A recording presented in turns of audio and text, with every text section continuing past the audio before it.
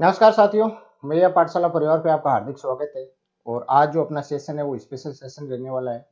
जो financial market जो होता है, वित्तीय बाजार, जिस तरह से अपन कोई भी खरीद फरोख्त जहाँ पे भी करते हैं उस जगह को अपन बोलते हैं मार्केट। और जिस चीज की अपन खरीद फरोख्त करते हैं उसके अकॉर्डिंग उस मार्केट का होता है नाम। जैसे अगर आप कपड़े लेने के लिए जा रहे हो, कपड़े के बाजार में जा रहे हो, तो उसको अपन कपड़ा मार्केट या क्लॉथ मार्केट बोल सकते हैं। अगर आप ज्वेलरी के बाजार में जा रहे हो, ज्वेलरी कहीं से ले रहे हो, तो उसको अपन बोल सकते हैं ज्वेलरी मार्केट। उसी तरीके से जहां पे फाइनेंशियल इंस्ट्रूमेंट्स को परचेज और सेल करने का अगर काम करते हैं उस मार्केट को अपन बोल सकते हैं, Ram Ram ji, Ram Ram, financial market. Means कि जहां पे फाइनेंशियल जो इंस्ट्रूमेंट्स होते हैं, उपकरण होते हैं, वित्तीय उपकरण जो होते हैं, उनको खरीदने का और बेचने का काम जिस जगह पे होता है उस मार्केट को अपन बोल सकते हैं फाइनेंशियल मार्केट। और आज का अपना जो सेशन रहेगा वो फाइनेंशियल मार्केट के अंतर्गत जो मुद्रा बाजार मींस कि मनी मार्केट जो है उसके बारे में डिस्कशन करेंगे। किसके बारे में? मनी मार्केट के बारे में। फाइनेंशियल मार्केट दो प्रकार का होता है उसके टर्म के हिसाब से। जहां पे लॉन्ग टर्म अगर आपका है तो उसको अपन बोल सकते हैं कैपिटल मार्केट, और जहां पे शॉर्ट टर्म अगर है, एक साल से कम के अगर इंस्ट्रूमेंट्स का काम हो रहा है तो उसको अपन बोलते हैं मनी मार्केट। और आज का अपना जो सेशन रहेगा वो किसके ऊपर रहेगा? मनी मार्केट के ऊपर रहेगा। किसके ऊपर रहेगा? मनी मार्केट के ऊपर।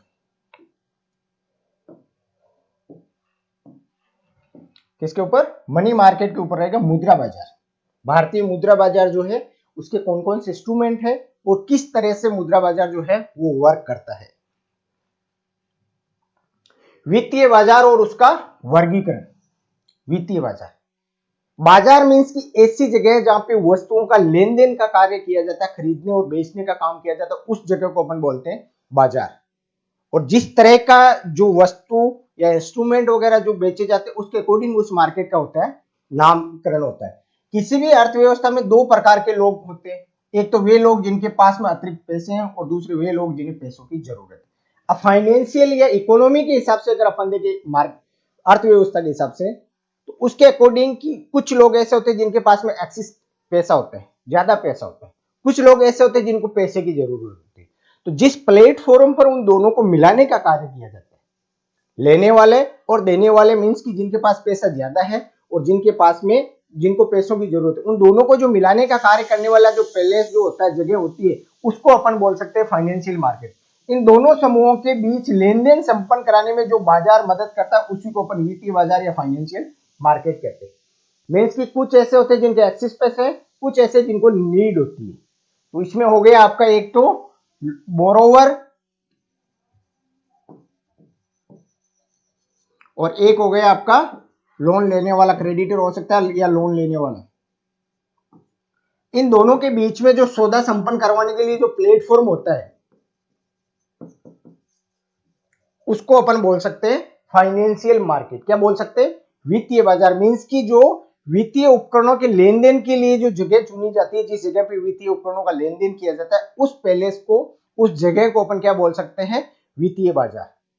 कि जहां पे किसी के पास में अतिरिक्त पैसा है, दूसरा व्यक्ति ऐसा है जिसको पैसों की जरूरत है, इन दोनों के बीच, समूह के बीच लेन देन को संपन्न कराने वाला जो जगह होगी उसको अपन बोल सकते हैं फाइनेंशियल मार्केट। ऐसी जगह जहां पे वित्तीय इंस्ट्रूमेंट्स का लेन देन, वित्तीय उपकरण जो होते हैं उनका लेन देन जहां पे होता है उस जगह को अपन क्या बोल सकते हैं? वित्तीय बाजार। अब वित्तीय बाजार को उसके टाइम के हिसाब से दो पार्ट में डिवाइड कर सकते हैं। टाइम के हिसाब से, अवधि के हिसाब से। किसके हिसाब से? अवधि के हिसाब से अपन उसको दो पार्ट में डिवाइड कर सकते हैं।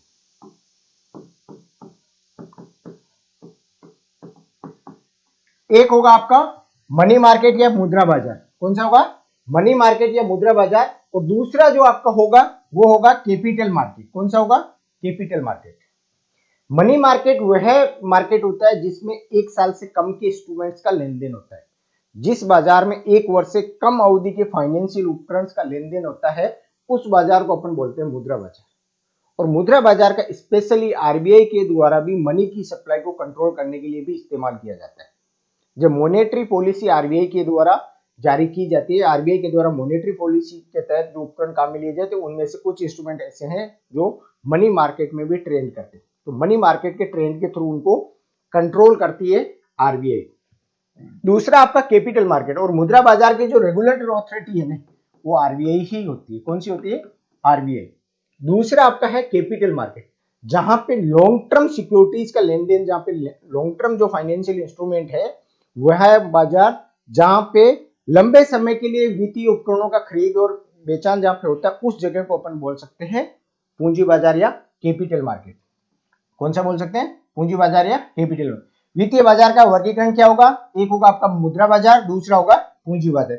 अब पूंजी बाजार को भी आप दो पार्ट में डिवाइड कर सकते हो, प्राथमिक बाजार और द्वितीयक बाजार। प्राथमिक बाजार मीन्स कि किसी भी इंस्ट्रूमेंट को जब आप पहली बार बाजार में लाते हो तो उसको अपन सेल करने को जो मार्केट अवेलेबल होता है उसको अपन बोलते हैं प्राथमिक बाजार या प्राइमरी मार्केट। मीन्स कि किसी भी सिक्योरिटी का फर्स्ट टाइम अगर लेन देन हो रहा है तो वो होगा आपका प्राइमरी मार्केट। अगर उसको उसके बाद में फ्रिक्वेंटली अगर आप लेन देन कर रहे हो, उसी सिक्योरिटी को बेचने का और खरीदने का काम कर रहे हो, तो वो होगा आपका द्वितीय बाजार। इसके इंस्ट्रूमेंट कौन से होंगे? इक्विटी शेयर्स और ऋण, शेयर और ऋण होगा। कैपिटल मार्केट के जो इंस्ट्रूमेंट है मेनली जो वर्क करते हैं वो आपके ऋण पत्र और इक्विटी शेयर्स शेयर्स में भी अपने यहाँ पे ज्यादातर नॉर्मली इक्विटी शेयर ही इशू किए जाते हैं। शेयर्स भी बहुत टाइप्स के होते हैं, प्रेफरेंस शेयर भी होते हैं, इक्विटी शेयर भी होते हैं। प्रेफरेंस शेयर में भी डिफरेंट टाइप के शेयर्स होते हैं, लेकिन अपने यहाँ पे नॉर्मली क्या है वो इक्विटी इंस्ट्रूमेंट ही यूज किए जाते हैं। दूसरा आपके ऋण पत्र या डिवेंचर जिसको बोलते हैं वो यूज किए जाते हैं। आज का अपना जो टॉपिक रहेगा वो रहेगा द्रव्य या मुद्रा बाजार। मीन्स की जिसमें तरलता बहुत ज्यादा विद्यमान है और कम समय के लिए लेन देन के लिए जो मार्केट है उसको अपन मुद्रा बाजार बोलते हैं। मुद्रा बाजार या what is the money market क्या है? मनी मार्केट क्या है? मनी मार्केट एक ऐसा पैलेस या जगह है जहां पे एक वर्ष से कम अवधि के फाइनेंशियल उपकरण को खरीदा हुए बेचा जाता है। उस बाजार को अपन बोलते हैं मनी मार्केट या मुद्रा बाजार। कौन से? वित्तीय बाजार का ऐसा भाग जहां कम समय के लिए लेन देन होता है मुद्रा बाजार कहलाता है। या लेन देन का मतलब होता है उधार लेना और उधारी देना, खरीदना या फिर बेचना। इसमें कौन से होंगे? वित्तीय उपकरण होते हैं, हमेशा ध्यान रखना। वित्तीय उपकरण जिनकी वैधता एक वर्ष से कम है, एक वर्ष से कम वैधता वाले हैं।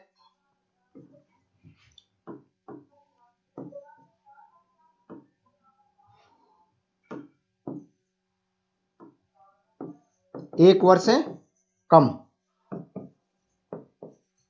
एक वर्ष से कम अवधि के जो इंस्ट्रूमेंट होते हैं वो वित्तीय उपकरण जो एक वर्ष से कम अवधि के लिए होते हैं, उन उपकरण को जहां पे लेन देन किया जाता है उसको अपन बोलते हैं मुद्रा बाजार या मनी मार्केट। और मनी मार्केट को जो रेगुलेशन का कार्य किया जाता है, रेगुलेट करने का कार्य किया जाता है, वो किसके द्वारा किया जाता है? आरबीआई जो है वो मुद्रा बाजार को रेगुलेट करती है। कौन करता है? आरबीआई जो है वो मुद्रा बाजार को रेगुलेट करता है। एक साल से कम अवधि के लिए इंस्ट्रूमेंट्स होते हैं, क्या होते हैं? एक साल से कम अवधि के लिए जो इंस्ट्रूमेंट होते हैं, वित्तीय उपकरण होते हैं, वो जो वहां पे खरीदे और बेचे जाते हैं, उस जगह को आप बोल सकते हो फाइनेंशियल मार्केट। अब मुद्रा बाजार के भी प्रकार है, दो प्रकार है। मुद्रा बाजार के कितने हैं? मनी मार्केट के दो प्रकार, एक असंगठित मुद्रा बाजार, एक संगठित मुद्रा। असंगठित मुद्रा बाजार वो जिसके खुद के रेगुलेशन होते हैं, rules and regulation according to the situation अपने खुद के होते हैं, उन पे किसी भी रेगुलेटरी अथॉरिटी का कोई भी कंट्रोल नहीं होता है। जो आप बाजार में बाहर जो लेन देन करते हो बिना किसी रेगुलेशंस के, वो सारा असंगठित बाजार में तो कि किसी को पैसा उधार दिया, किसी से लिया, किसी को प्रॉपर्टी बेची जिसमें, या प्रॉपर्टी के अगेंस्ट में किसी ने आपस में पैसा उधार लिया दिया जो शॉर्ट टर्म के लिए, वो असंगठित मुद्रा बाजार में आता है, जिसके ऊपर कोई भी आरबीआई का या किसी भी रेगुलेटरी अथॉरिटी का कोई कंट्रोल नहीं होता, ना ही उसके लेन देन का कहीं पे भी कोई रिकॉर्ड होता है। वो होगा आपका असंगठित बाजार। मीन्स की जो रेगुलेशंस के बाहर या रेगुलेशंस के दायरे के बाहर जो काम कर रहा है, जिसका कोई भी रिकॉर्ड आपको अवेलेबल नहीं है, वो आपका आएगा असंगठित श्रेणी में। किसमें आएगा? असंगठित मुद्रा बाजार की श्रेणी में आएगा। और वह बाजार जहां पे आरबीआई के rules and regulations and control के साथ में जिस मार्केट में काम होता है शॉर्ट टर्म के लिए, उसको बोलेंगे अपन संगठित मुद्रा बाजार। क्या बोलेंगे?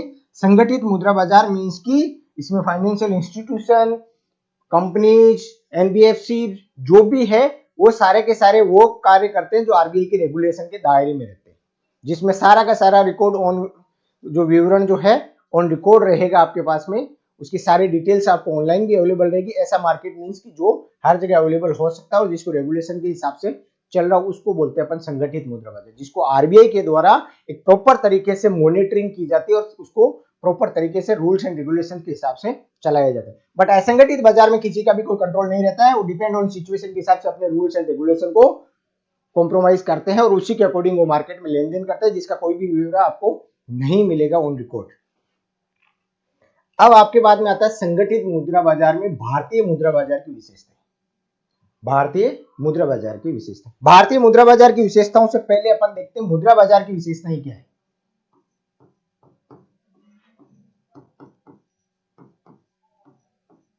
मुद्रा बाजार की विशेषताएं, मुद्रा बाजार की विशेषताएं कौन कौन सी है। पहला आपका होगा, क्या होगा, शॉर्ट टर्म होगा, अल्पावधि। पहला क्या होगा, अल्पावधि या शॉर्ट टर्म मार्केट होता है। क्या होता है, शॉर्ट टर्म मार्केट होता है, कम समय के लिए इसकी अवधि क्या रहेगी, 1 वर्ष से कम।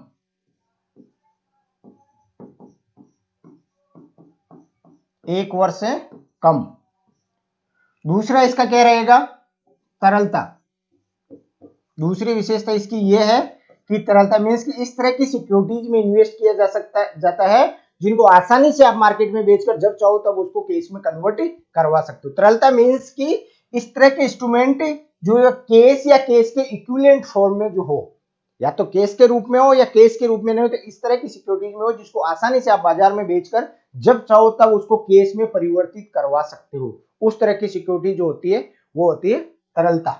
तरल सिक्योरिटीज में जो इनमें इन्वेस्ट किया जाता है, इसमें कौन कौन सी होती है, आपके certificate of deposit, certificate commercial paper, इसके अलावा आपका call money market,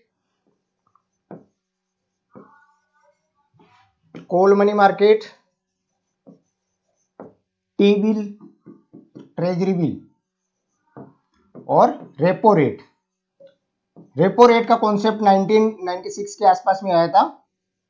repo rate ये इंस्ट्रूमेंट होते हैं जिनको आसानी से आप मार्केट में वापस बेचकर जब चाहो तब उसको केस की फॉर्म में, किसमें, नकद की फॉर्म में आप कन्वर्ट करवा सकते हो। इन इंस्ट्रूमेंट्स को आप जब चाहो तब उसको नकद के फॉर्म में कन्वर्ट कर सकते हो, नकद में कन्वर्ट कर सकते हो, केस में आप कन्वर्ट इनको कर सकते हो आसानी से।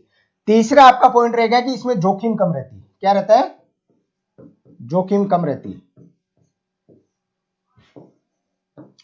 जोखिम कम के कारण है कि आपका certificate of deposit financial institution जारी करती है। कोल मनी मार्केट आरबीआई के द्वारा मॉनिटर बैंकों के और प्राथमिक जो डीलर्स जो होते हैं उनके बीच में आपस में इंटरबैंक लेन देन के लिए होता है। टी बिल गवर्नमेंट के द्वारा जारी किया जाता है। रेपो रेट आरबीआई के द्वारा यूज किया जाता है। और कॉमर्शियल पेपर वह कंपनियां जिनकी रेटिंग अच्छी होती है, जो सॉलिड फाइनेंशियल होती है, उन कंपनियों के द्वारा जारी किया जाता है। तो ये इंस्ट्रूमेंट जो होते हैं वो नॉर्मली कम जोखिम के होते हैं। भले ही ब्याज रेट इनमें कम रहती है लेकिन जोखिम भी कम रहेगी। और फाइनेंशियल मार्केट का एक नियम है कि जितना आप इंटरेस्ट की उम्मीद करते हो उतनी ही जोखिम उसमें ज्यादा रहेगी। अकॉर्डिंग टू द आप इंटरेस्ट या रिटर्न की जो अपेक्षा रखते हो उसके अकॉर्डिंग सिक्योरिटी की जो है वो रिस्क रहेगी। जहां पे रिटर्न ज्यादा मिलेगा तो वहां पे रिस्क भी ज्यादा रहेगी, लेकिन मनी मार्केट में आपको जोखिम कम मिलेगी। तो इसकी विशेषताएं क्या क्या है कि अल्पावधि शॉर्ट टर्म के लिए होता है, जोखिम कम रहती है और तरलता जो है वो उच्च रहती है, ज्यादा तरलता रहती है, उच्च तरलता और जोखिम कम रहती है। ये होती है फाइनेंशियल मुद्रा मार्केट या मनी मार्केट जो होता है उसकी विशेषताएं कि कम अवधि के लिए उच्च तरलता वाले इंस्ट्रूमेंट्स का कम जोखिम के साथ में लेन देन किया जाता है, उसको अपन बोलते हैं मनी मार्केट। अब भारतीय मुद्रा बाजार की विशेषताएं क्या है, भारतीय मनी मार्केट जो है, इंडियन मनी मार्केट जो है उसकी विशेषताएं क्या है। पहली चीज, इंडियन मनी मार्केट को आरबीआई के द्वारा रेगुलेट किया जाता है। किसके द्वारा, आरबीआई के द्वारा पूरा का पूरा मॉनिटर किया जाता है। अब विशेषताएं अपन देखें तो सबसे पहली विशेषता है स्पष्ट विभाजन। भारतीय मनी मार्केट जो है वो स्पष्ट रूप से विभाजित है, संगठित और असंगठित मुद्रा बाजार। कौन कौन से, संगठित और असंगठित, दो प्रकार से है।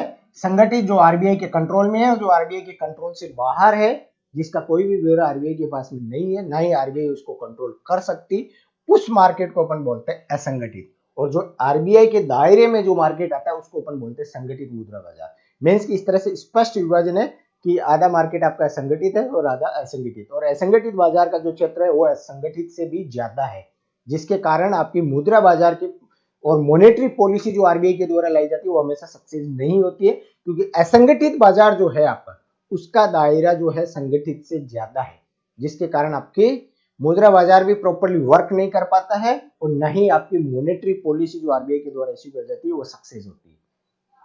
क्योंकि मॉनेटरी पॉलिसी तब सक्सेस होगी जब पूरा का पूरा मार्केट जो लेन देन जो है वो एक दायरे में और एक ही रेगुलेशंस के अंतर्गत आते हो, तो ही आप उसमें सक्सेस हो सकते हो।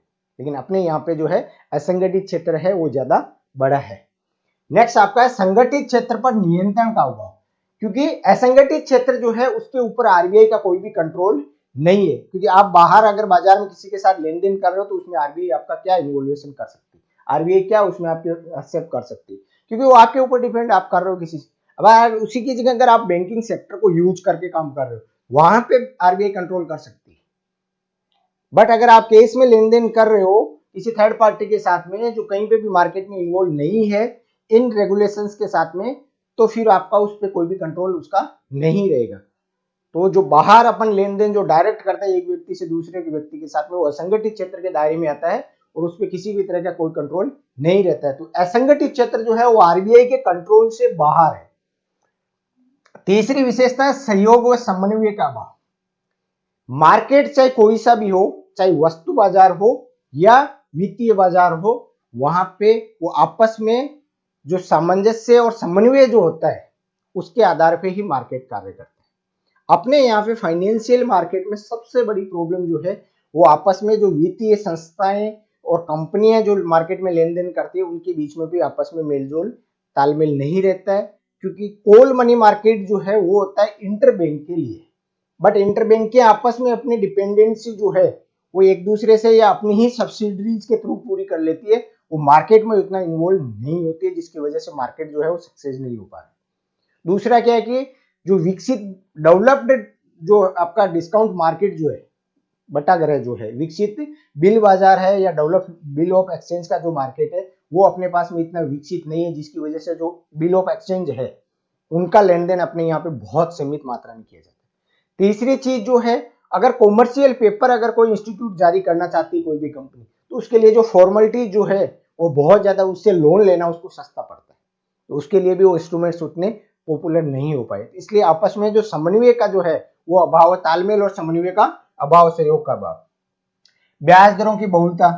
अब ब्याज दरें भी अपने इंटरेस्ट रेट जो है वो वेरी करती है। एक तो आपके मौसम के हिसाब से समय के अनुसार करती है। जब मौसमी डिमांड जब बढ़ती है मार्केट में तब आपकी रेट ज्यादा होती है, डिमांड कम होती है कम हो जाएगी।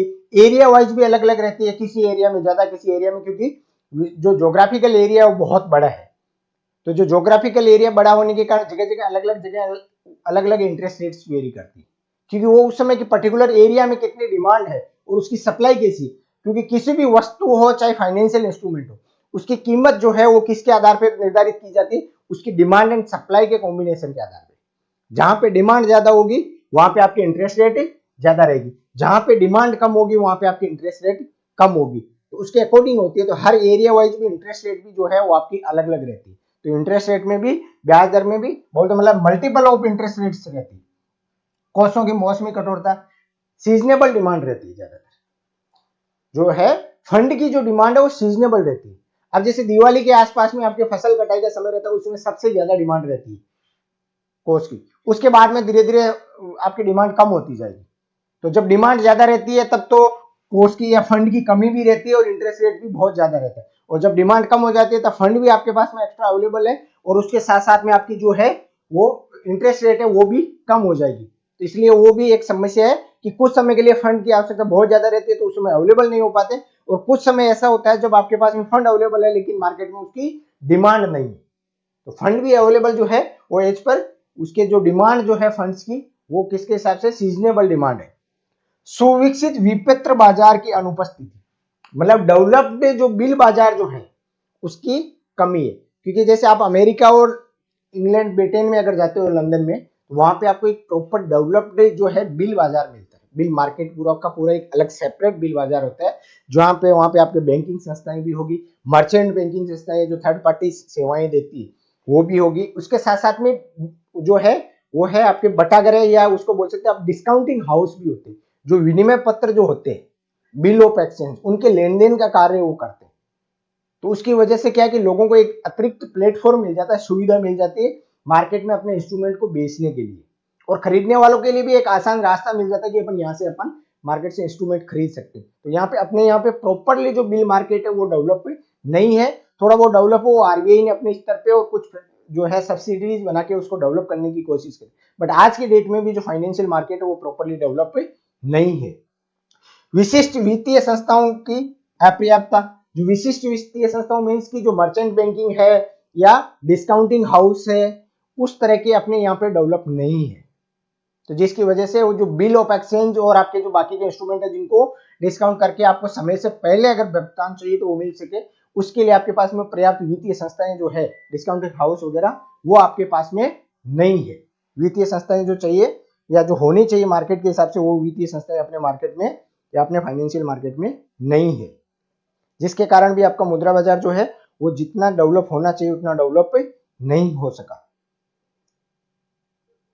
नेक्स्ट आपका है अपर्याप्त बैंकिंग सुविधाएं। अपने यहाँ पे बैंकिंग सुविधाएं भी पूर्ण रूप से हर जगह पहुंच नहीं पाई है, कुछ क्षेत्र पे ही जो अपना फाइनेंशियल मार्केट है वो केंद्रित होकर रह गया, और ज्यादातर जो फाइनेंशियल मार्केट का लेन देन है वो आपका बॉम्बे में ही होता है, बाकी क्षेत्रों तक मार्केट उतनी पहुंच नहीं बना सका। वर्तमान में डिजिटलाइजेशन की वजह से कुछ हद तक पहुंच बन रही है, लेकिन जो पहुंच चाहिए, जिस लेवल तक आपको फाइनेंशियल मार्केट की अवेलेबिलिटी चाहिए, उस लेवल तक आज भी फाइनेंशियल मार्केट जो है वो अपना नहीं बढ़ पाया, जिसकी वजह से अपना जो मॉनेटरी मुद्रा बाजार या मनी मार्केट जो है वो उतना सक्सेस जो डेवलप कंट्रीज में है उतना सक्सेस नहीं हुआ। आज यूएस और यूके का जो मार्केट है वो इतना क्यों पॉपुलर है, क्योंकि वहां पे आपको सभी तरह की जो सुविधाएं है, सहयोग का भी अभाव नहीं है, ब्याज दर भी एक है, जो फंड की डिमांड है वो हर टाइम एक जैसी रहती है, और उसके अलावा डेवलप पे आपके जो मार्केट भी है, बिल मार्केट भी है, विशेष संस्थाएं जैसे डिस्काउंटिंग हाउस और मर्चेंट बैंकिंग जैसी सुविधाएं भी है, और उसके अलावा बैंकिंग सुविधाएं वो भी प्रॉपर व्यवस्थित बैंकिंग सुविधाएं हर जगह अवेलेबल भी है, जिसकी वजह से आपके यूके और यूएस के फाइनेंशियल मार्केट ज्यादा पॉपुलराइज है। अपने यहाँ पे इन चीजों का अभाव होने के कारण या कम होने के कारण या पर्याप्त नहीं होने के कारण अपन वो फाइनेंशियल मार्केट है उतना डेवलप नहीं हो सका। यह है भारतीय मुद्रा बाजार की कुछ विशेष विशेषताएं। क्या है? स्पष्ट विभाजन, संगठित और असंगठित। असंगठित क्षेत्र पर आरबीआई के कंट्रोल का अभाव, सहयोग और समन्वय का अभाव, कि आपस में तालमेल नहीं है, ब्याज दरों की बहुलता, एरिया वाइज अपने अलग अलग इंटरेस्ट रेट है, समय के अनुसार भी और स्थान के अनुसार भी अलग अलग इंटरेस्ट रेट है, कोषों की मौसमी कठोरता मीन्स की फंड की रिक्वायरमेंट वो सीजनेबल है, कभी बहुत ज्यादा डिमांड होती है तो कभी बहुत कम डिमांड होती है। सुविकसित विपत्र बाजार मतलब डेवलप्ड जो है वो आपके बिल मार्केट नहीं है। विशिष्ट वित्तीय संस्थाएं जैसे डिस्काउंट हाउस और मर्चेंट बैंकिंग जैसी सुविधाओं का अभाव है, और बैंकिंग सुविधा जो है वो भी अपने यहाँ पे पर्याप्त नहीं है, जितनी आवश्यकता है उतना बैंकिंग बाजार जो है वो विकसित नहीं है। अब आपके आते हैं फाइनेंशियल मार्केट में। ये है आपके 26 जनवरी के उपलक्ष्य में आपको 4 दिन के लिए डिस्काउंट ऑफर दिया जा रहा है, शानदार डिस्काउंट ऑफर है, और आपको ये 24 से 27 जनवरी तक आज इसकी लास्ट डेट है, और कोई भी अगर कोर्सेज आप कोर्सेज और टेस्ट सीरीज लेते हो उसके ऊपर आपको 15% तक डिस्काउंट दिया जा रहा है। कितना है? 15% तक डिस्काउंट है 24 जनवरी से 27 जनवरी तक। कूपन यूज करना है REP15 REP15 coupon code use करके आप मैया पाठशाला से इस डिस्काउंट का बेनिफिट से ले सकते हैं। अब है मुद्रा बाजार के प्रपत्र या इंस्ट्रूमेंट। मुद्रा बाजार के प्रपत्र या इंस्ट्रूमेंट, मनी मार्केट के कौन कौन से इंस्ट्रूमेंट है जिसके आधार पर मनी मार्केट में वर्क किया जाता है या मनी मार्केट में जिनका लेन देन किया जाता है, कौन कौन से इंस्ट्रूमेंट्स है? कोल मनी मार्केट, विनिमय बिल, वाणिज्यिक पत्र, जमा प्रमाण पत्र, ट्रेजरी बिल, रेपो एवं प्रतिवर्ती या रिवर्स रेपो या प्रतिवर्ती रिवर्स रेपो, ये इंस्ट्रूमेंट है जो मनी मार्केट में यूज किया जाता है या जिनका मनी मार्केट में लेन देन किया जाता है, और सभी की वैलिडिटी जो है वो 1 वर्ष से कम है, अवधि जो है वो 1 वर्ष से कम है।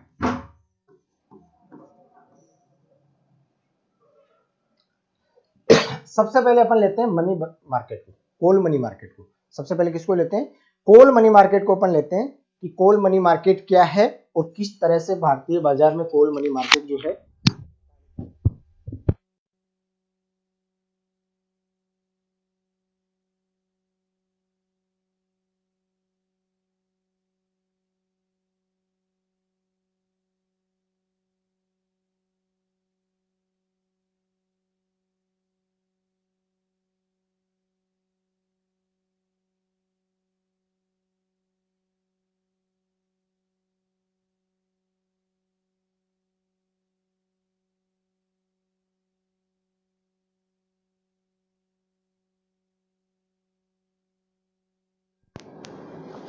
तो सबसे पहले अपन देखते हैं call money market. Call money market जो होता है वो इंटर बैंक होता है नॉर्मली लेन देन।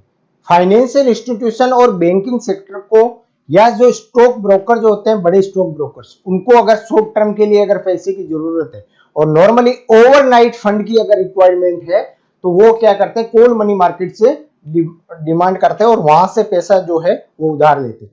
और कॉल मनी मार्केट को कॉल मनी इसलिए कहा जाता है कि जब भी सामने वाले जिसने पैसा दिया है वो जब भी डिमांड करेगा ऑन डिमांड पेबल है। उसकी मैक्सिमम अवधि जो होती है वो 14 डेज की होती है, बट अगर उसने पहले डिमांड कर ली तो भी उसको पेमेंट है वो आपको देना पड़ेगा उसको।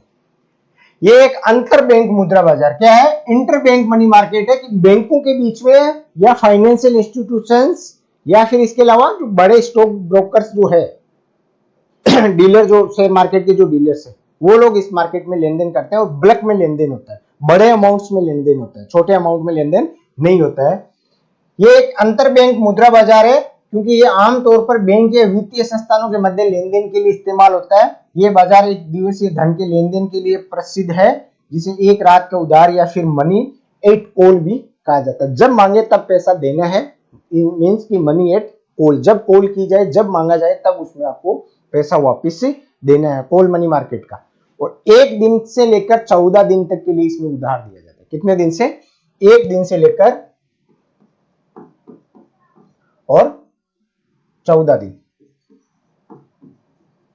और जब भी कॉल की जाए, जब भी डिमांड की जाए, उस डिमांड पे आपको पेबल है, मतलब कॉल एट मनी यानी डिमांड पे आपको पे करना है। और अंतर बैंक नॉर्मली क्या है कि जो इसका लेन देन किया जाता है वो किया जाता है बैंकों के बीच में आपसे लेन देन, और विशेष तौर से सीआरआर की पूर्ति के लिए बैंकें आपस में उधार लेती है। जो कैश रिजर्व रेशियो जो होता है, कैश रिजर्व रेशियो मीन्स कि जो अपनी कुल जमा का कुछ प्रतिशत भाग बैंकों को आरबीआई के पास में नकद के फॉर्म में रखना पड़ता है। किसके फॉर्म में, कैश के फॉर्म में रखना पड़ता है। इसलिए जब उनको एसएलआर या सीआरआर, एसएलआर मीन्स की स्टेचुटरी लिक्विडिटी रेशियो, मीन्स की बैंकों को अपनी कुल जमा का कुछ प्रतिशत भाग लिक्विड फॉर्म में बैंकों को अपने पास रखना होता है। कैश की फॉर्म में आरबीआई के पास में जो रखा जाता है उसको बोलते हैं अपन सीआरआर, मीन्स की बैंकों को अपनी जमा का कुछ प्रतिशत भाग, बैंकों को अपनी कुल जमा का कुछ प्रतिशत भाग जब कैश की फॉर्म में नकद के रूप में आरबीआई के पास में रखा जाता है तो उसको बोलते हैं अपन सीआरआर। एसएलआर होता है कि बैंकों को अपनी जमा का कुछ प्रतिशत भाग लिक्विड फॉर्म, मीन्स की इस तरह की सिक्योरिटीज में जो आसानी से मार्केट में कैश में परिवर्तित की जा सकती है, यानी लिक्विड फॉर्म में अपने पास में रखना पड़ता है, उसको बोलते हैं एसएलआर। तो जब भी बैंकों को सीआरआर और एसएलआर की जब कम ज्यादा होता है तो वो मार्केट से उधार और मार्केट में उधार देने का कार्य करते हैं, सीआरआर और एसएलआर की पूर्ति के लिए। सीआरआर नकद के रूप में होता है और एसएलआर लिक्विड फॉर्म में होता है, जिसमें आपके कैश भी हो सकता है, गोल्ड भी हो सकता है, कुछ मान्यता प्राप्त सिक्योरिटीज भी हो सकती है, गवर्नमेंट सिक्योरिटीज भी हो सकती है, फॉरेन करेंसी भी हो सकती है और फॉरेन सिक्योरिटीज भी हो सकती है एसएलआर के लिए। सीआरआर के लिए ओनली कैश की फॉर्म में ही आप उसको आरबीआई के पास में रख सकते हो।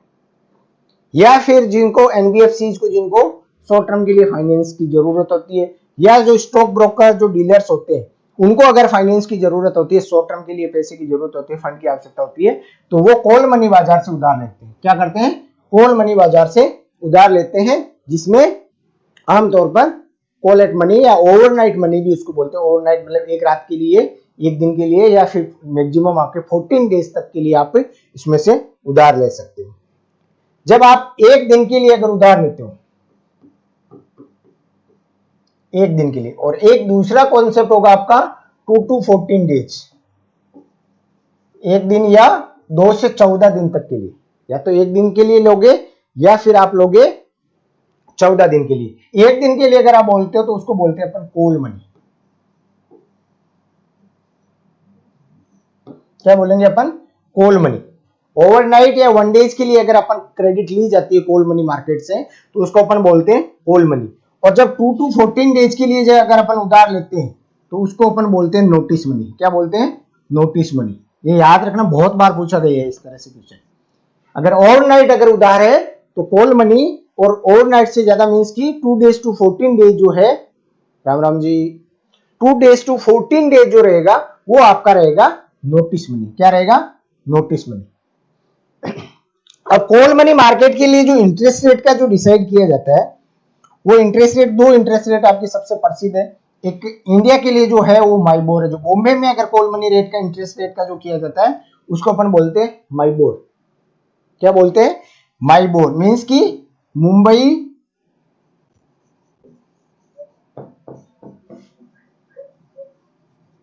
इंटरबैंक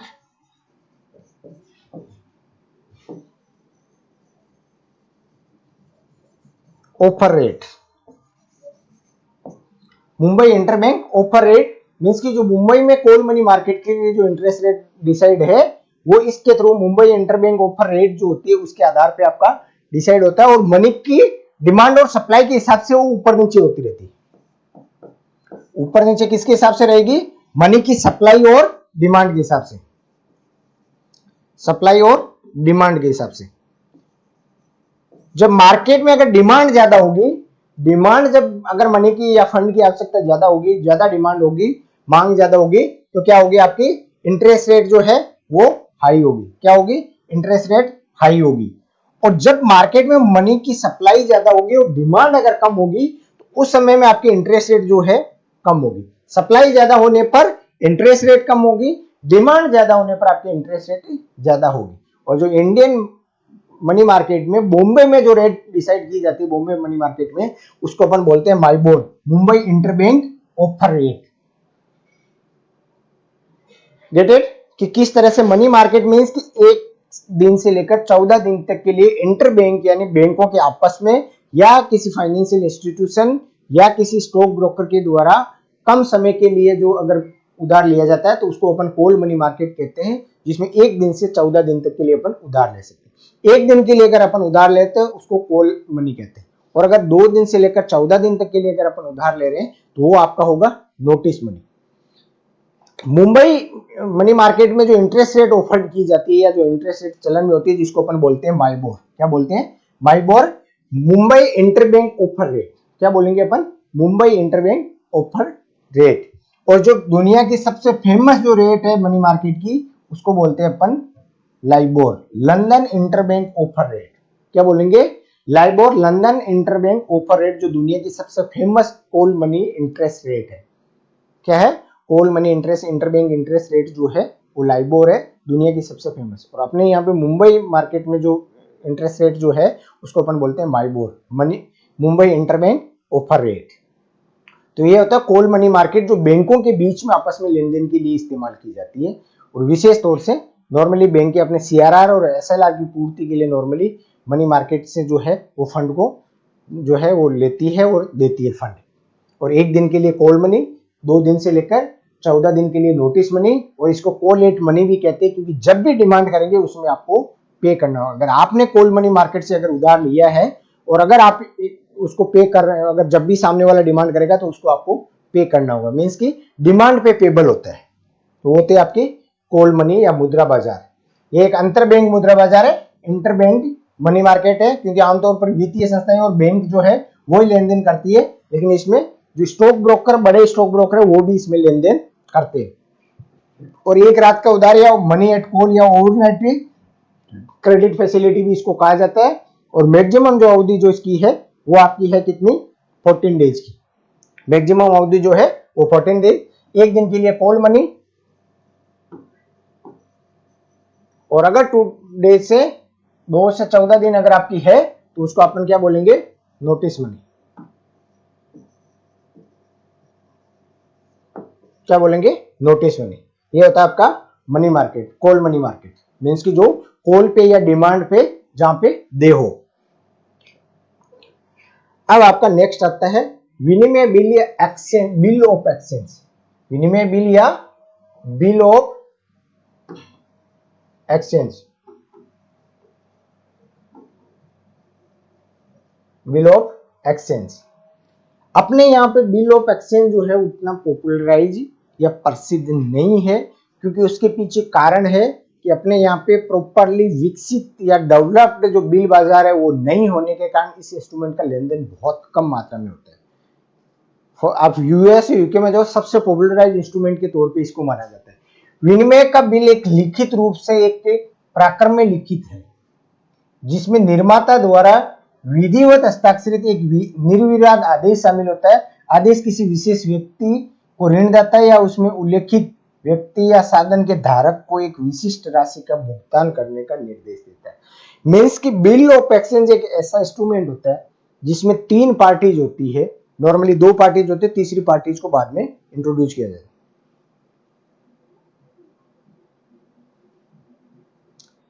शेयर मार्केट लिखा हुआ आपके उसमें एसआई में, उसे जोड़ा ही है, इसमें से क्वेश्चन भी आते हैं, आप पुराने पेपर्स भी उठा के देखिए। तो अपन बात कर रहे थे बिल ऑफ एक्सचेंज या विनिमय बिल पत्र, विनिमय बिल या विनिमय पत्र या bill of exchange. Bill of exchange क्या होता है कि जब आपस में खरीदारों को एक दूसरे पे जो है वो क्रेडिट में अगर लेन देन करते हैं तो उसके लिए इस तरह से एक वचन पत्र के तौर पे होता है, जिसमें एक लिखने वाला होता है और एक उस पर हस्ताक्षरित करके उसका पेमेंट करने का प्रोमिस करता है। तीसरी इंस्टीट्यूट जो है उसमें एड होती है, वो होती है बैंक आपकी।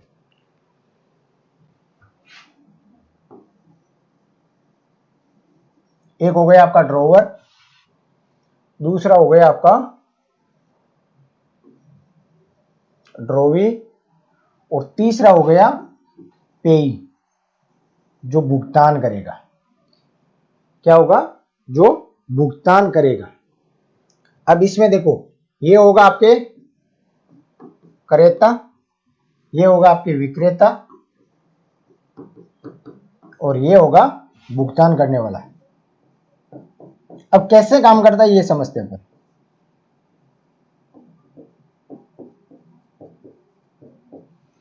किस तरह से बिल ऑफ एक्सचेंज या विनिमय बिल काम करते हैं। ये बेचने वाला है, ये खरीदने वाला है। अब क्या होगा कि ड्रॉवर जो है ड्रॉवी को लेटर लिखेगा। क्या लिखेगा? ये इसको एक चिट्ठी लिखेगा या उसको एक आप बोल सकते हो प्रोमिस नोट हो सकता है या वचन पत्र जिसको बोलते हैं, नॉर्मली फाइनेंशियल भाषा में जो है, इकोनॉमी की भाषा में उसको वचन पत्र बोलते हैं। तो ये इसको एक आदेश देगा बिना शर्त, आदेश बिना शर्त होना चाहिए। आदेश देगा कि आप रुपीज, आपने मान लो जैसे 10,000 का इसने माल खरीदा इसे, तो 10,000 रुपीज आपको देने हैं, कि आदेश देगा कि 10,000 रुपीज पे। अब ये व्यक्ति जैसे इस पर हस्ताक्षर करेगा, ये क्या बन जाएगा आपका? Bill of exchange. Bill of exchange. अब बिल ऑफ एक्सचेंज मीन्स कि जिसने माल खरीदा है उस व्यक्ति पर बेचने वाला एक पत्र लिखेगा या चिट्ठी लिखेगा, जिसपे खरीदने वाला अपना साइन करके दे देता है कि मैं इस पेमेंट का इस तारीख को, जिसमें आपके क्या रहेगा, पेमेंट जो रहेगा, अमाउंट जो है, अमाउंट, डेट, भुगतान की डेट और राइटिंग डेट जो है, राइटिंग डेट, ये इस पे स्पेशली लिखी होगी कि एक तो अमाउंट कितना रहेगा, एक कितना भुगतान किया जाएगा अमाउंट, और किस तारीख को भुगतान किया जाएगा और किस तारीख को लिखा गया, ये इस पे स्पेशली लिखा होगा। ये चीजें लिख के जो बेचने वाला है वो इसको खरीदार को भेजेगा कि भाई ये पैसा मैं तेरे से इस सामान के मांग रहा हूं, तो इसके लिस्ट में ये मैं आपको विनिमय बिल जो दे रहा हूं इस पे आप हस्ताक्षर कर दीजिए। तो उसमें तारीख निश्चित होगी, अमाउंट निश्चित होगा, और जैसे ही ये व्यक्ति इस पे साइन करेगा तो वो क्या बन जाएगा? आपका बिल ऑफ एक्सचेंज बन जाएगा, और ये इसको वापस साइन करके इसको वापस रिटर्न कर देगा। इस भाई साहब को जैसे सपोज कीजिए, मैं एग्जांपल के तौर पे अपन लेते हैं कि ए जो है वो है आपका सेलर, बी आपका जो है वो है क्या है? परचेजर या बायर बोल सकते हो आप, बायर। अब ए ने इससे, जो बी ने है ए से खरीदा, कुछ भी वस्तु खरीदो, जैसे 10,000 रुपए की आपने कुछ वस्तु खरीदी, 10,000 रुपए की कोई भी वस्तु ए ने है बी से, सॉरी बी ने ए से खरीदी। ए क्या करेगा कि एक लेटर इसको टाइप करके देगा, लेटर, ठीक है, उसमें क्या रहेगा? आपके अमाउंट रहेगा, ठीक है, और डेट ऑफ पेमेंट रहेगी। क्या रहेगी? Date of payment. Date of payment की किस दिन भुगतान करना है, वो इस पे लिखा रहेगा। ठीक है, अब जैसे इसने इसको लेटर दिया, इसने क्या किया, इस पे साइन किए, साइन करके इसको सुपुर्द कर दिया वापस, और जैसे इसने साइन किया वो लेटर क्या बन गया आपका, bill of exchange. Bill of exchange बन गया, मींस कि इसने आपको लेटर दिया, कागज दिया, उस कागज पे आपने साइन करके इसको वापस सुपुर्द कर दिया बी ने ए को, तो वो बिल ऑफ एक्सचेंज बन गया। इस पे अमाउंट निश्चित रहेगा, डेट निश्चित रहेगी। इस डेट को जैसे अगर मान लो सपोज करो कि आज अपने 27 तारीख है और इसने लिखा कि 30 तारीख, क्या लिखा, 30/1/26 को पेमेंट डेट है, तो ये क्या करेगा, इसको साइन करके देने के बाद में ये 30 तारीख को इसके सामने वो कागज लेटर देगा वापस, जिसको बिल ऑफ एक्सचेंज में कन्वर्ट कर दिया अपन ने। बिल ऑफ एक्सचेंज है वो ए लेकर आएगा 30 तारीख को बी के पास में, और बी को उसका 30 तारीख को भुगतान करना है उसको पेमेंट। इसके लिए अब इसको बेनिफिट क्या रहेगा भाई, इसने उधार में माल दिया, बिल ऑफ एक्सचेंज लिखा गया, इसको क्या बेनिफिट है। अब इसको सपोज कीजिए कि 28 तारीख को, आज 27 तारीख है, 28 तारीख को इसको पेमेंट की आवश्यकता है, पेमेंट की आवश्यकता है, अगर नीड ऑफ पेमेंट। अब ये क्या करेगा, अगर 28 तारीख को इसको जरूर, क्योंकि इसने प्रॉमिस किया कि मैं 30 तारीख को आपको पैसा दूंगा, उससे पहले मैं पेमेंट दूंगा नहीं, तो अब इस कंडीशन में ये क्या करेगा, जो ड्रॉवर है जिसने लिखा है बिल, क्योंकि बिल लिखेगा सेलर हमेशा, ड्रॉविंग उस पर साइन करने वाला है, पेमेंट करने वाला, फाइनल भुगतान करता कौन होगा, जो बी जिसने साइन किया, उस पर साइन करके बोला है कि मैं इस तारीख को पेमेंट देने के लिए तैयार हूं इतने रुपए का, वो कि प्रोमोशनरी नोट हो गया, बिल ऑफ एक्सचेंज हो गया। अब इसको सपोज करो कि एक को आवश्यकता हो गई कि मेरे को यार 28 तारीख को पेमेंट चाहिए, मार्केट में पैसा कहीं से मिल नहीं रहा है और मेरे को आवश्यकता, और मेरे पास में एक बिल ऑफ एक्सचेंज पड़ा है जो मैंने बी को माल बेचा था उसका पड़ा है। अब इसको अगर आवश्यकता होगी तो ये क्या करेगा, बैंक के पास में जाएगा। किसके पास में जाएगा, बैंक के पास में। ये यहां से आ गया बैंक के पास में। अब बैंक क्या करेगी इस कंडीशन में, बैंक इस कंडीशन में क्या करेगी कि उसमें से कुछ डिस्काउंट करके,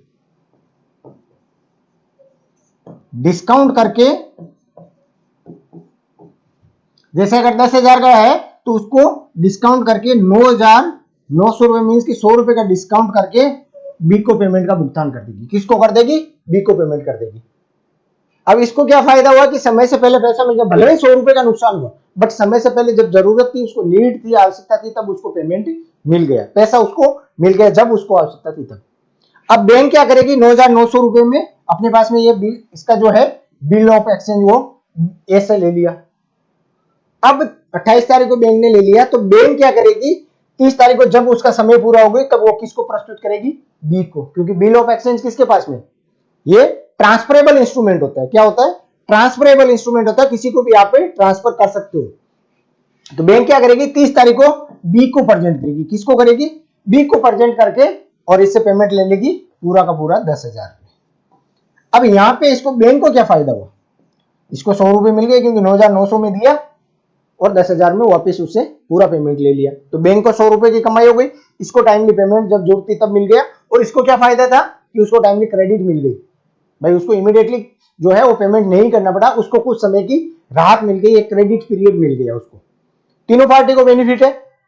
अब अपने यहाँ पे बिल मार्केट विकसित नहीं होने के पीछे कारण क्या है कि यूएस और यूके में जो यहाँ पे जो बैंक कार्य करते हैं, वहां पे वो डिस्काउंटिंग हाउस बने हुए, बटागृह बने हुए हैं, जिसको डिस्काउंटिंग हाउस या बटागृह बोलते हैं। वो लोग ये काम करते हैं जो प्रॉपरली जो है वो प्रोफेशनल तरीके से करते हैं, और इसी का प्रोफेशन उनका विशेष है, इसलिए वो लोग क्या है कि इसी पे प्रॉपरली काम करते हैं, और यही काम रहता है। और उनको ये भी पता है कि किस कंपनी की किस तरह की रेपुटेशन है, किस तरह की उनकी क्रेडिट हिस्ट्री है, क्या फाइनेंशियल उनकी वेल्थ है, हेल्थ कैसी है, फाइनेंशियल हेल्थ कैसी है, वो सारी चीजें इन लोगों को पता है। इसलिए वो लोग अपने यहाँ पे क्या कि बैंकें करती है, जिनके पास में पूरी फाइनेंशियल डाटा जो है, इस बी का पूरा फाइनेंशियल डाटा नहीं होने के कारण वो क्या कि हर किसी इंस्ट्रूमेंट को हाथ नहीं डालते। जो बहुत ज्यादा पॉपुलराइज्ड जो इंस्टीट्यूट है, उन्हीं के बिल को जो है वो डिस्काउंट करते हैं, इसलिए अपने यहाँ पे बिल बाजार विकसित नहीं।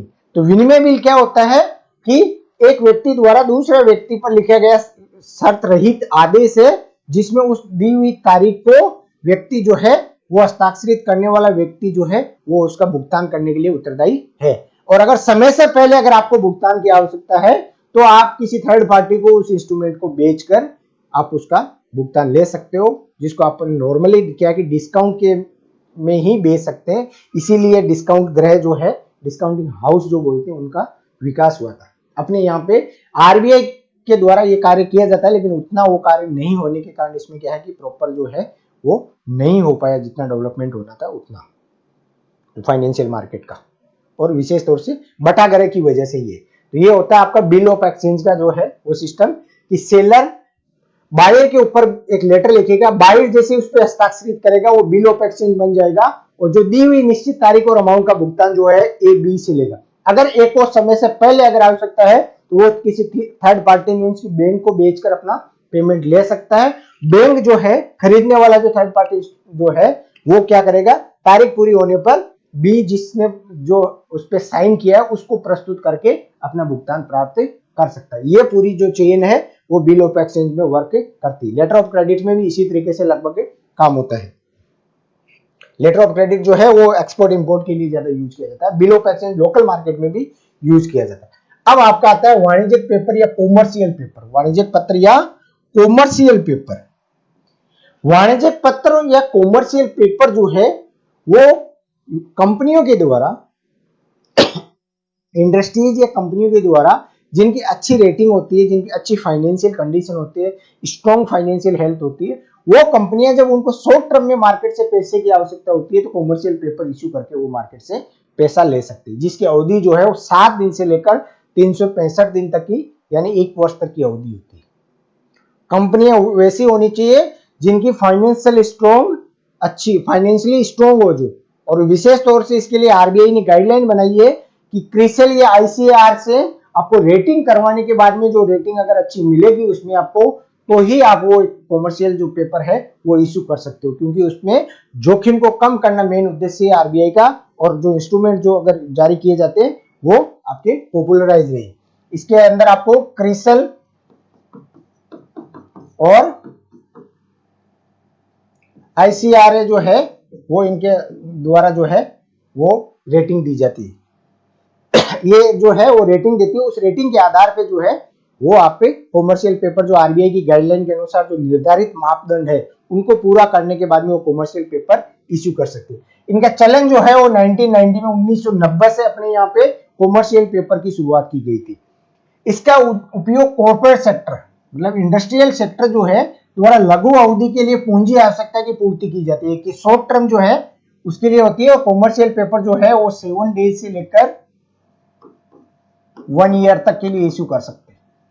कब तक के लिए? 7 डेज से लेकर 1 ईयर तक के लिए, 1 साल तक के लिए कॉमर्शियल पेपर जो है वो इश्यू कर सकते हैं, लेकिन वही कंपनी इसे जारी कर सकती है जो स्टॉक एक्सचेंज में सूचीबद्ध। अब इसके लिए कंडीशन क्या है कि पहली चीज कि वो कंपनी जो स्टॉक मार्केट में लिस्टेड है वही कंपनी जो आपके कॉमर्शियल पेपर इश्यू कर सकती है। कौन सी कंपनी कर सकती है? जो स्टॉक मार्केट में लिस्टेड है, और उसकी कार्यकारी पूंजी वर्किंग कैपिटल 5 करोड़ रुपए कम से कम होनी चाहिए। क्या होनी चाहिए? वर्किंग कैपिटल जो उसकी है, यानी जो डे टू डे बेसिस के लिए जो उसको पैसा चाहिए वो कम से कम 5 करोड़ उसका होना चाहिए डे टू डे बिजनेस के लिए। 1 साल तक के खर्चों की पूर्ति के लिए जो उसको पैसा चाहिए वो उसको कम से कम 5 करोड़ रुपए होना चाहिए। और इस तरह की कंपनियों को आरबीआई द्वारा मान्यता प्राप्त किसी साख एजेंसी से साख प्रमाण पत्र लेना अनिवार्य, रेटिंग लेना अनिवार्य है। रेटिंग कौन दे रहा है? क्रिसिल और नॉर्मली आईसीआरए है, वो इन कंपनियों को रेटिंग देती है। इनकी किस तरह की फाइनेंशियल कंडीशन है, पास्ट में इन्होंने किस तरह से टाइमली पेमेंट किया है, टाइम से पहले पेमेंट किया है या टाइम के बाद में पेमेंट किया है, उसके आधार पर इनकी क्रेडिट हिस्ट्री तैयार की जाती है, और उसके आधार पर इनको रेटिंग दी जाती है। Triple A, double A, double B, triple B, double B, B, C और डी। डी आती है जो डिफॉल्टर कंपनी होती है, जो किसी का भी टाइमली कभी पेमेंट नहीं करते। ट्रिपल ए वो कंपनी होती है जो सबसे सॉलिड, जिनका है ट्रैक रिकॉर्ड होता है पेमेंट करने का, जिसने समय पर सबका भुगतान किया हो, वो ट्रिपल ए की श्रेणी में आती है। तो अब उसके लिए वाणिज्यिक पत्र के लिए क्या क्या उसकी कंडीशंस है? जो कंडीशंस जो है वो स्टॉक मार्केट में लिस्टेड होनी चाहिए, 5 करोड़ रुपए की उसकी वर्किंग कैपिटल होनी चाहिए, और आरबीआई से मान्यता प्राप्त किसी साख एजेंसी से उसको साख प्रमाण पत्र लेना अनिवार्य है। रेटिंग लेना जो है वो रेटिंग सर्टिफिकेट लेना कंपलसरी। उस रेटिंग सर्टिफिकेट के हिसाब से डिसाइड होगा कि वो कॉमर्शियल पेपर इश्यू कर सकती है कि नहीं कर सकते। अब कॉमर्शियल पेपर जो होता है वो आपका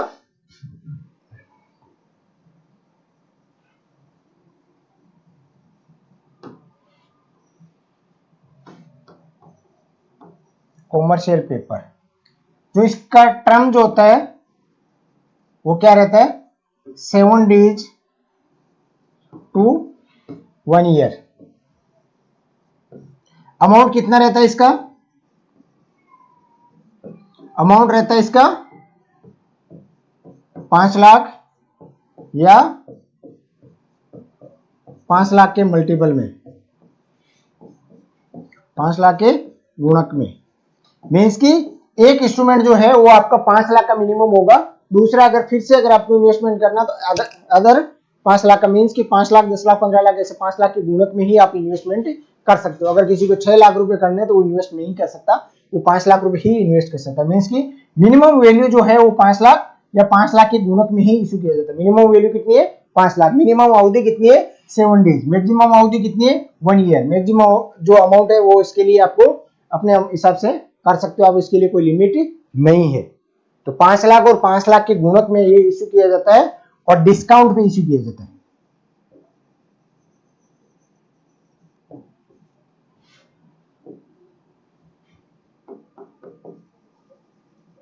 इश्यू एट डिस्काउंट, डिस्काउंट पे इश्यू किया जाता है। मींस कि अगर 5 लाख का अगर इंस्ट्रूमेंट है तो उसको जैसे 4,90,000 में इश्यू किया जाएगा।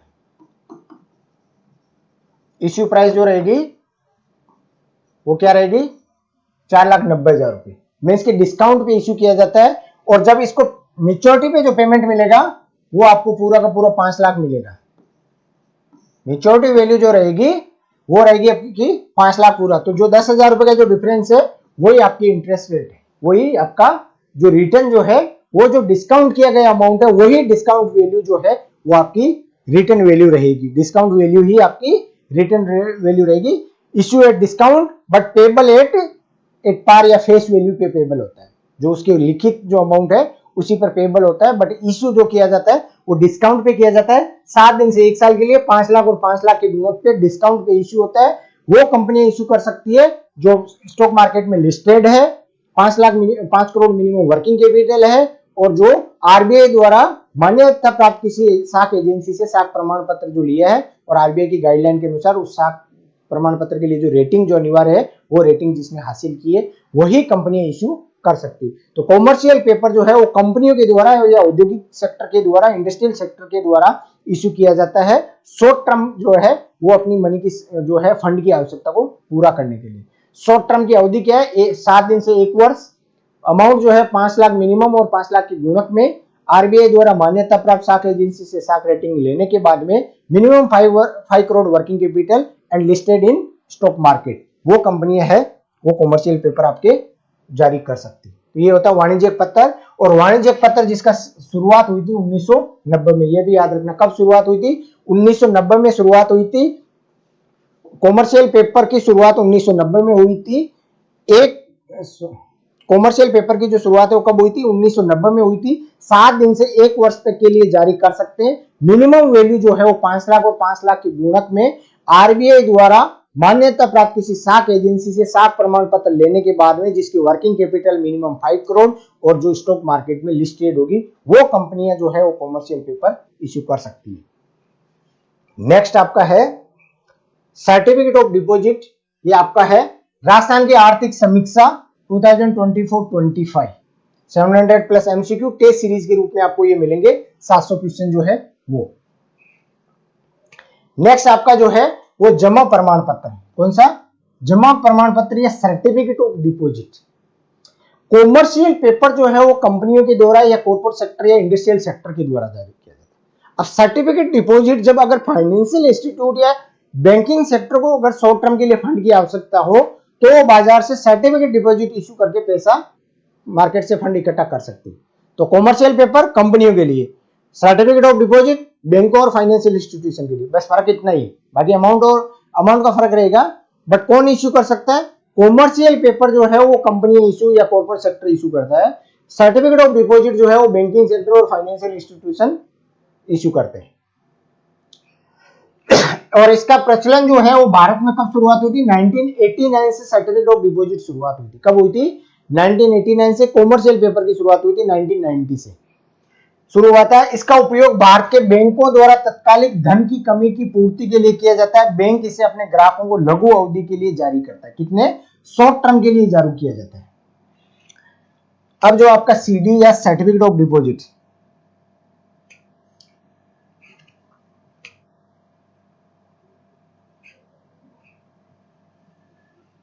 सीडी या सर्टिफिकेट ऑफ डिपॉजिट जो है वो कब शुरुआत की थी? 1989 में। कौन जारी कर सकता है? जारीकर्ता कौन है? Banks and NBFC, non banking financial institution जो होते हैं वो इसको जारी कर सकते हैं। इसकी अवधि कितनी रहेगी? आपके अवधि जो रहेगी वही सेम कॉमर्शियल पेपर वाली 7 days to 1 year, 7 days to 1 year। और अमाउंट कितना रहेगा?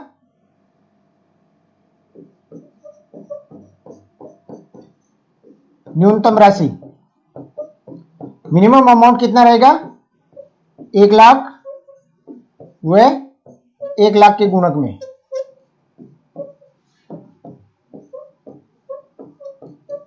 1 लाख व 1 लाख के गुणक में इशू कर सकते हैं। और किसके द्वारा इशू किया जाता है? बैंकिंग और नॉन बैंकिंग फाइनेंशियल, मतलब फाइनेंशियल इंस्टीट्यूट और बैंकिंग सेक्टर जो है, मींस की पूरा फाइनेंशियल सेक्टर जो होता है एक तरह से बैंक और एनबीएफसी, वो जारी कर सकती है 7 दिन से 1 साल के लिए 1 लाख और 1 लाख के गुणक में। 1989 में सर्टिफिकेट ऑफ डिपॉजिट या जमा प्रमाण पत्र की शुरुआत हुई थी। और शॉर्ट टर्म जो है टर्म इसका 7 days to 1 year के लिए रहता है। तो ये था आपका जमा प्रमाण पत्र, जो बैंकों के द्वारा तत्काल धन की आवश्यकता होती है और जब दूसरी किसी इंटर बैंक पे आश्रित नहीं रहकर या आरबीआई पर आश्रित नहीं रहकर मार्केट से जब फंड इकट्ठा किया जाता है तो वो सर्टिफिकेट ऑफ डिपॉजिट इश्यू करती है, जो नॉर्मली 7 दिन से लेकर आपके कितने दिन के लिए होगा? 1 year के लिए रहेगा। और इसको भी डिस्काउंट पे इश्यू किया जाता है। किस पे इश्यू किया जाता है? डिस्काउंट पे इश्यू किया जाता है और फेस वैल्यू पर इसका भुगतान किया जाता है। तो जो परचेज वैल्यू और जो भुगतान फेस वैल्यू, उसके बीच का जो अंतर होगा वो आपका रहेगा मार्जिन या रिटर्न। रिटर्न क्या रहेगा? जो डिस्काउंट जो किया गया जितना, वो डिस्काउंट वैल्यू जो है वो आपकी रहेगी रिटर्न वैल्यू। नेक्स्ट आपका है ट्रेजरी बिल। टी बिल या ट्रेजरी बिल, जिसको आरबीआई के द्वारा गवर्नमेंट के बिहाफ पे जारी किया जाता है। किसके द्वारा? आरबीआई के द्वारा गवर्नमेंट के बिहाफ पे जारी किया जाता है। और ओपन मार्केट ऑपरेशन जो है, खुला बाजार प्रक्रिया जो है, उसका संचालन जो आरबीआई करती है, उसमें ट्रेजरी बिल का ही यूज आरबीआई के द्वारा सबसे ज्यादा किया जाता है। जब भी मार्केट में मनी की सप्लाई को कंट्रोल करने के लिए आरबीआई कोई अगर टूल्स काम में लेती है सबसे ज्यादा, तो वो आपका ट्रेजरी बिल का ही यूज करती है। ट्रेजरी बिल एक ऐसा इंस्ट्रूमेंट है, जब भी सरकार को अगर शॉर्ट टर्म के लिए फंड की आवश्यकता होती है तो सरकार के द्वारा इसको इश्यू करके मार्केट से शॉर्ट टर्म के लिए फंड इकट्ठा करने के लिए इस्तेमाल किया जाता है। मींस कि ऐसा इंस्ट्रूमेंट जिसपे गवर्नमेंट को अगर शॉर्ट टर्म के फंड के लिए आवश्यकता के लिए जब मार्केट में इश्यू किया जाता है तो उसको अपन बोलते हैं ट्रेजरी बिल। इसका चलन 1986 में होता। कब हुआ था? 1986 में शुरू हुआ था। इसे शून्य कूपन बंद पत्र के नाम से भी जाना जाता है। इस पे इंटरेस्ट रेट कुछ नहीं होती है। ये भी आपका किस पे? डिस्काउंट के ऊपर इश्यू किया जाता है। किसके ऊपर इश्यू किया जाता है? डिस्काउंट के ऊपर इश्यू किया जाता है। मींस की अगर 100 रुपए का ट्रेजरी बिल है तो वो आपको जारी कितने में होगा? 90 रुपए पे। और जब इसका भुगतान किया जाएगा तो पूरा 100 रुपए किया जाएगा। तो जो 10 रुपए का अंतर जो है, वो अंतर ही आपका क्या रहेगा, जो है वो ब्याज मान सकते हो या आपका रिटर्न मान सकते हो। इंटरेस्ट या रिटर्न जो है वो आपका क्या रहेगा? जिस वैल्यू पे आपने खरीदा है और जिस वैल्यू पे आपको वापस भुगतान प्राप्त है, उसके बीच का जो अंतर जो डिस्काउंट किया गया है, वो डिस्काउंट ही आपका रिटर्न है। इसीलिए शून्य कूपन बंद पत्र मींस कि इस पे कोई भी इंटरेस्ट रेट नहीं होती है। इसका इस्तेमाल भारत सरकार अपनी लघु अवधि की धन आवश्यकताओं की पूर्ति के लिए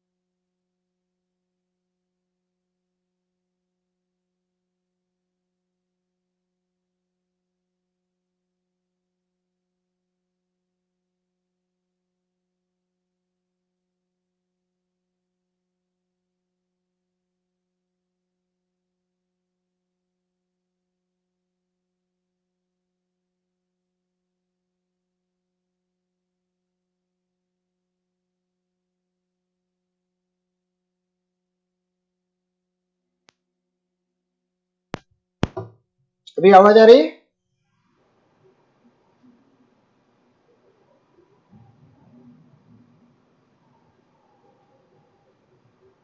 इन रेस्पॉन्स आवाज आ रही है अभी?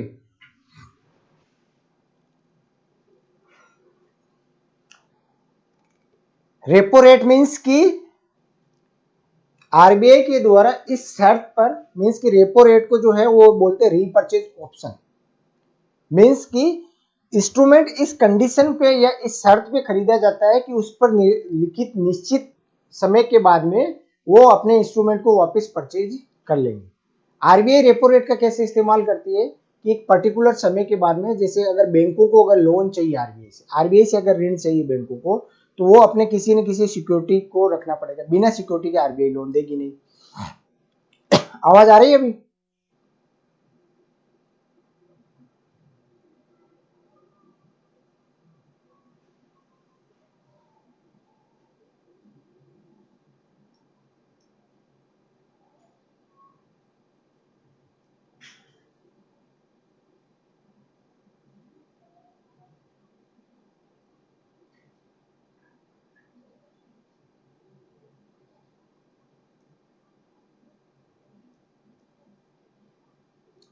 रेपो रेट मीन्स की रीपर्चेज ऑप्शन।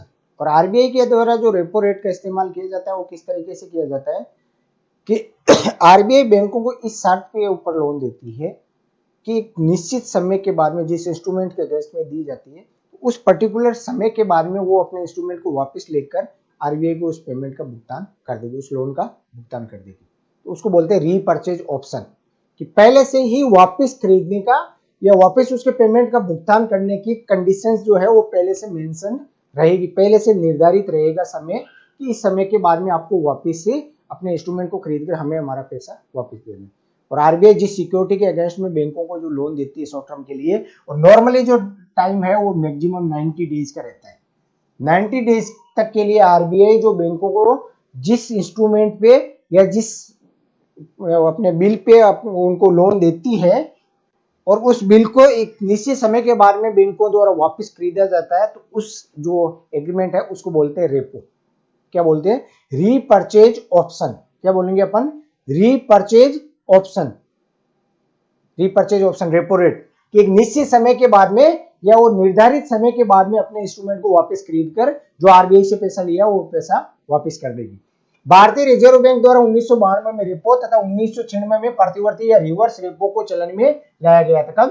1992 को रेपो, 1996 को रिवर्स रेपो।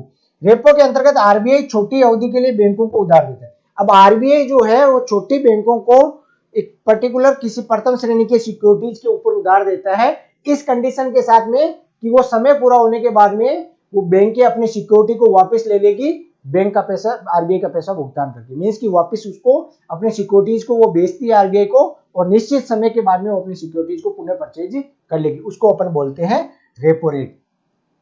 क्या बोलते हैं? Repurchase option. Repurchase option. और प्रतिवर्ती रेपो में के अंतर्गत बैंक आरबीआई को छोटी अवधि के लिए ऋण देती है। अब रिवर्स रेपो में क्या होता है कि जब आरबीआई को अगर आवश्यकता है तो वो उसको जो है इंस्ट्रूमेंट को परचेज कर लेगी। जब आरबीआई को जब अगर आवश्यकता है तो वो जो है अपने पास में जो पड़ा इंस्ट्रूमेंट उसको समय से पहले बेच देगी, कि रिवर्स कर दिया उसको वापस, समय से पहले उसको रिवर्स करके उधार ले लेते अगर आरबीआई को फंड की आवश्यकता है। वो आपका होता है रेपो या reverse repo. Reverse repo means की जब आरबीआई अगर पैसा बैंकों से लेती है तो उसको रिवर्स रेपो। रेपो मीन्स की बैंक के आरबीआई से इस शर्त के साथ में लोन देती है कि उस पर्टिकुलर जिस इंस्ट्रूमेंट पे लोन ले रहे हैं उस इंस्ट्रूमेंट को एक निश्चित समय के बाद में वापस खरीद लेगी और बैंक को आरबीआई को पेमेंट कर देगी। और जो बीच में उनका डिस्काउंट का जो रेट रहेगा वही रेपो रेट कहलाती है। क्या कहलाती है? रेपो रेट, जिसके आधार पे वर्तमान में जो इंटरेस्ट रेट है उसका निर्धारण जो है वो रेपो रेट के आधार पे ही किया जाता है। नॉर्मली जो है किसके आधार पे किया जाता है? रेपो रेट के साथ में लिंक करके सभी बैंकों ने अपनी इंटरेस्ट रेट को, जैसे रेपो रेट में परिवर्तन होगा तो आपकी जो भी आपने लोन ले रखा उसके साथ में जुड़ी हुई इंटरेस्ट रेट है वो उसमें परिवर्तित होगी। और विशेष तौर से होम लोन के लिए सबसे ज्यादा इसका काम किया जा रहा है कि जब भी आपके रेपो रेट जो है वो परिवर्तित होगी तो आपकी जो होम लोन की इंटरेस्ट रेट है वो भी परिवर्तित होगी। तो इस मार्केट में, मनी मार्केट में आरबीआई के द्वारा क्या है कि बैंकों के जो को लोन देने के लिए जो है वो क्योंकि शॉर्ट टर्म है, 90 डेज इसकी वैलिडिटी है, तो शॉर्ट टर्म के लिए बैंकों को लोन देने के लिए रेपो का इस्तेमाल किया जाता है। अगर वेरी शॉर्ट टर्म होगा तो कॉल मनी मार्केट के थ्रू होता है, और अगर 90 डेज तक के लिए अगर बैंकों को आरबीआई से लोन लेना है या फाइनेंशियल इंस्टीट्यूशन को, तो वो रेपो रेट के द्वारा होता है। मींस कि इस कंडीशन के साथ में आरबीआई उस सिक्योरिटीज को अपने पास में गिरवी रखेगी कि उसकी निश्चित अवधि के बाद में बैंक के अपने सिक्योरिटीज को पेमेंट का भुगतान करके वापस रीपर्चेज कर लेगी। इसीलिए इसका नाम ही रीपर्चेज ऑप्शन बोला जाता है। रेपो रेट को क्या बोलते हैं? Repurchase option. की एडवांस में ही निर्धारित होता है कि इतने समय के बाद में आपको अपने इंस्ट्रूमेंट को वापस से खरीदना है, क्या करना है? वापस से परचेज करना है। ये था आपका रेपो रेट। और प्रतिवर्ती रेपो में जब आरबीआई बैंकों से निश्चित समय से पहले वापस से अगर अपने इंस्ट्रूमेंट को बेचता है, रिवर्स करता है वापस उसको, तो उसको बोलते हैं रिवर्स रेपो रेट। ये था आपके फाइनेंशियल कॉल मनी मार्केट। कौन सा? सॉरी, मनी मार्केट जो थे उसके इंस्ट्रूमेंट कौन कौन से हो गए आपका? पहला हो गया कॉल मनी मार्केट, एक बार रिवाइज कर लेते हैं। कॉल मनी मार्केट, इसकी अवधि कितनी रहती है? 1 to 14 डेज। कितनी रहती है? 1 to 14 डेज। इंटरबैंक होता है नॉर्मली, इंटरबैंक जो फाइनेंशियल ट्रांजैक्शन शॉर्ट टर्म के लिए होगा उसको बोलते हैं अपन कॉल मनी मार्केट। एक दिन के लिए अगर उधार लिया है 1 डे के लिए, तो उसको अपन क्या बोलेंगे? Call money. क्या बोलेंगे? Call money. अगर 2 to 14 डेज के लिए अगर लिया है, 14 दिन तक के लिए, तो उसको अपन क्या बोलेंगे? Notice money. क्या बोलेंगे? Notice money. ओवरनाइट इसको बोलते हैं, या कॉल एट मनी भी बोलते हैं, क्योंकि डिमांड पे उसको भुगतान करना होता है, इसलिए कॉल मनी मार्केट बैंकों के बीच में इसको सबसे ज्यादा लेन देन होता है। या फिर इस एक्सचेंज जो होते हैं, बड़े एक्सचेंज डीलर जो होते हैं, वो इसमें कॉल मनी मार्केट से ओवरनाइट या 1 to 14 डेज के लिए मार्केट से उधार लेते हैं। और इसकी जो परचेज इंटरेस्ट रेट है उसको क्या बोलते हैं? MIBOR, Mumbai interbank offer rate, Bharat की। और वर्ल्ड की सबसे फेमस रेट जो है उसको बोलते हैं LIBOR, London interbank offer rate. ये था आपका पहला कॉल मनी मार्केट। दूसरा आपका रह जाएगा सीपी, कॉमर्शियल पेपर। क्या रह जाएगा? Commercial paper. 1990 में इसकी शुरुआत हुई थी। 7 डेज टू 1 ईयर तक के लिए इश्यू किया जाता है। 5 लाख या 5 लाख की गुणक में, मिनिमम वैल्यू कितनी है? 5 लाख या 5 लाख के गुणक में इश्यू किया जाता है।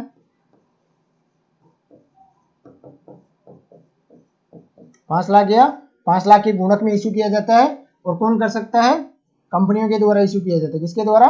कंपनियों के द्वारा, या कॉर्पोरेट सेक्टर के द्वारा, या इंडस्ट्रियल सेक्टर के द्वारा। किसके द्वारा? जो लिस्ट शेयर मार्केट में लिस्टेड है। किसमें? शेयर मार्केट में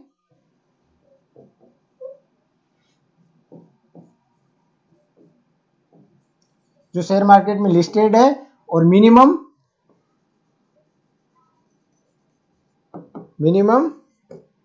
5 CR जिसकी वर्किंग कैपिटल है।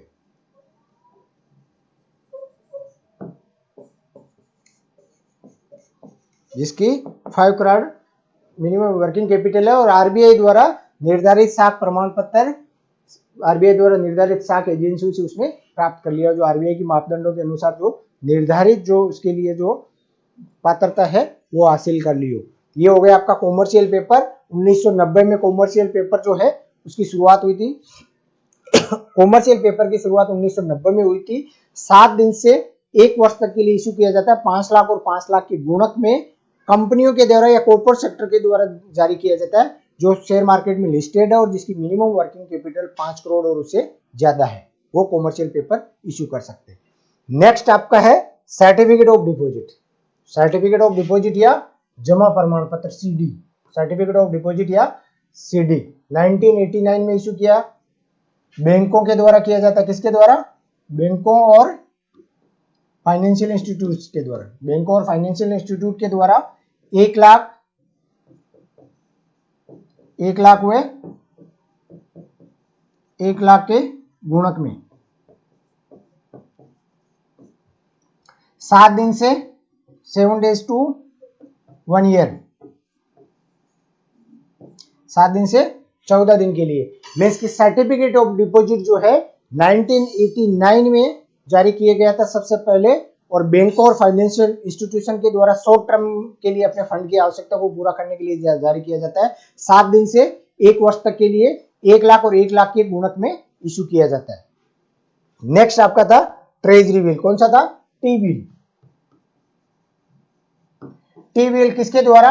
आरबीआई के द्वारा जारी किया जाता है। गवर्नमेंट के बिहाफ पे 91, 182 और 364 डेज के लिए जारी किया जाता है। 364 डेज के लिए आरबीआई के द्वारा शॉर्ट टर्म के लिए। और किस पे जारी किया जाता है? डिस्काउंट पे। किस पे जारी किया जाता है? डिस्काउंट पे जारी किया जाता है। और नेक्स्ट आपका फिर बचा है रेपो रेट। रेपो रेट जिसको अपन क्या बोलते हैं? Repurchase option. रीपर्चेज ऑप्शन क्या बोलते हैं? Repurchase option. आरबीआई बैंकों को उनकी जो है प्रथम श्रेणी की सिक्योरिटीज या जो अच्छी रेटिंग वाले जो बिल्स होते हैं, उन बिल्स पर इस कंडीशन के साथ में लोन देती है कि उसके ऊपर निश्चित समय के बाद में वो अपने इंस्ट्रूमेंट को वापस रीपर्चेज करके आरबीआई को उस पैसे का भुगतान कर देंगे। मीन्स कि पहले से यह निर्धारित होता है कि जिस इंस्ट्रूमेंट पे आप लोन ले रहे हो उसको पर्टिकुलर अवधि के बाद में आप वापस से रीपर्चेज कर लोगे, तो उसको बोलते हैं रेपो रेट। और रेपो रेट के द्वारा आरबीआई जो है वो बैंकों को लोन देती है, और रिवर्स रेपो में बैंक या आरबीआई को लोन देती है। आरबीआई को जब बैंकों से आवश्यकता होती है तो आरबीआई पैसा बैंकों से लेती है रिवर्स रेट में। और वर्तमान में जो है इंटरेस्ट रेट का जो निर्धारण है वो सबसे ज्यादा रेपो रेट को ही इस्तेमाल करके किया जाता है, और इसकी रेपो का जो है वो अवधि जो है वो है 90 डेज मैक्सिमम। शॉर्ट टर्म के लिए जब बैंकों को ऋण की आवश्यकता होती है तो अपने जो है वो अपनी सिक्योरिटीज को आरबीआई के पास में गिरवी रखकर इस शर्त के साथ में लोन लेती है कि निश्चित समय के बाद में वो अपनी सिक्योरिटीज को वापस से परचेज कर लेगी, उसको बोलते हैं reverse repo rate. Thank you.